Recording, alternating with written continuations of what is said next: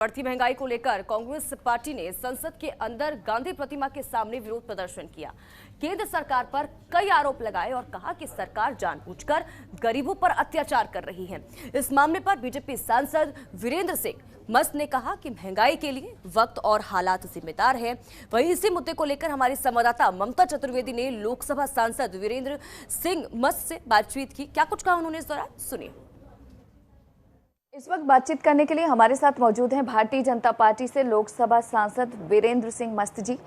अगर कांग्रेस पार्टी की बात करें सर, तो गांधी प्रतिमा के सामने कांग्रेस पार्टी समेत तमाम विपक्षी दल केंद्र सरकार के खिलाफ महंगाई को लेकर विरोध प्रदर्शन कर रहे हैं। इस पर आपकी प्रतिक्रिया क्या है? वैसे लोकतंत्र में विरोध करना हर लोगों का लोकतांत्रिक अधिकार है, लेकिन महंगाई का जहां तक सवाल है, कांग्रेस भी सत्ता में बहुत दिनों तक रही। महंगाई परिस्थितियों के अनुसार होते हैं और परिस्थितियों के अनुसार किसी चीज़ के दाम बढ़ते हैं। कोई भी शासन में रहने वाली पार्टी ये नहीं चाहती है कि लोगों की आवश्यकताओं को कठिनाई में डालने के लिए महंगाई बढ़े, लेकिन परिस्थितियां इस तरह की होती है कि व्यवस्था हो जाती है, उसके दाम बढ़ाने पड़ते हैं। वैसे विरोधी पार्टी विपक्ष में रहते हैं तो मुझे ठीक लगता है कि कहीं न कहीं विपक्ष जो दिखता नहीं है दिख तो रहा है, इसे लोकतंत्र ही मजबूत होता है। लेकिन जो सवाल उठा रहे हैं उस सवाल पर उनको भी विचार करना चाहिए कि इतने दिनों तक सत्ता में रहने के बाद उनके राज्य में महंगाई कभी बढ़ी है कि नहीं बढ़ी।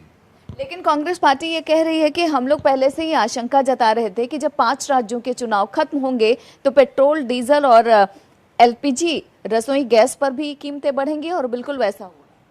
कांग्रेस के लोगों को ज्योतिष का ज्ञान होगा ज़्यादा। उनके राज्य में उनके शासन काल में बढ़ते थे तो कैसे उसका भी ज्ञान उनको होगा।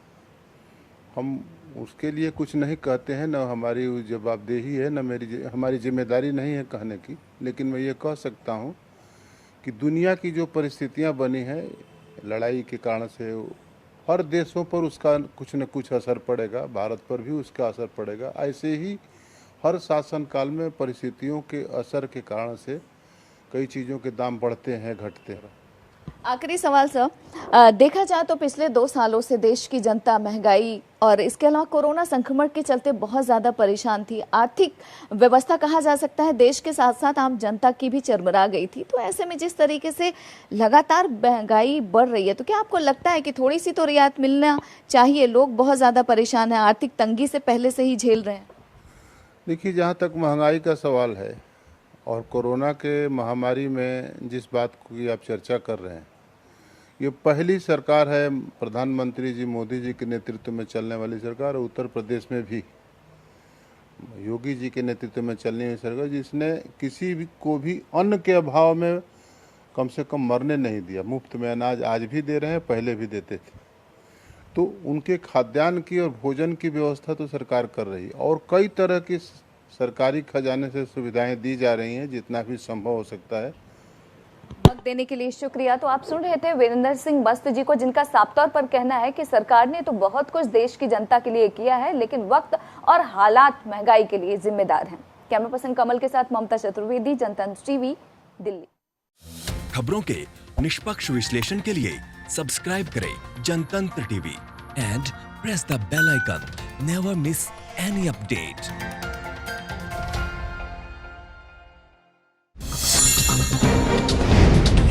डाउनलोड कीजिए जनतंत्र टीवी ऐप को, जो कि अवेलेबल है गूगल प्ले और ऐप स्टोर पर। अधिक जानकारी के लिए अभी डाउनलोड करें।